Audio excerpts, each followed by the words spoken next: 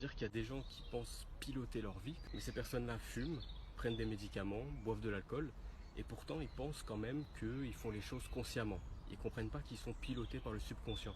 Ça arrive à quasiment la moitié de la population qui pense être à la maîtrise de leur vie, mais qui ne maîtrise absolument rien et qui vit leur vie sous un pilote automatique, ou est-ce qu'ils ne maîtrisent pas, ou est-ce qu'ils se laissent complètement bercer par ce qu'il y a autour d'eux, par les pubs, par le gouvernement, par leur nourriture, par les gens qui leur dictent des choses inconscientes, par des fausses études de médecins qu'on voit partout, des études sur la santé, des études sur le monde, la vie, comment est-ce qu'il faut chier, comment est-ce qu'il faut pisser, dans quelle position il faut boire. Tout ça c'est dicté par des gens et les gens suivent ça aveuglément.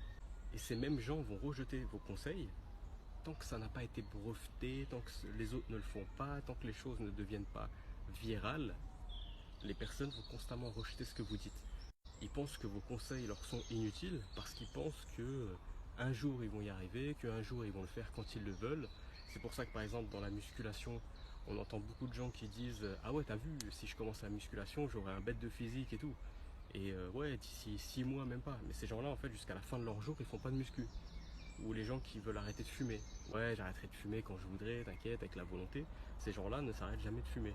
Et il y a plein de domaines comme ça où les gens ne s'arrêtent plus, où les gens ne savent pas en fait conscientiser les choses et faire les choses consciemment. Et pourtant, ils vous disent que vos conseils, ils s'en foutent. Ils pensent qu'ils maîtrisent leur vie, qu'ils pilotent leur vie au point de vous prodiguer des conseils à vous. Quand une personne vient tout juste de commencer dans un domaine, elle apprend deux trois choses et très vite elle se sent professionnelle dans le domaine et elle pense connaître les choses mieux que les autres dans ce domaine alors qu'elle vient juste de commencer la chose. Parce qu'ils sont dans leur Dunning-Kruger effect.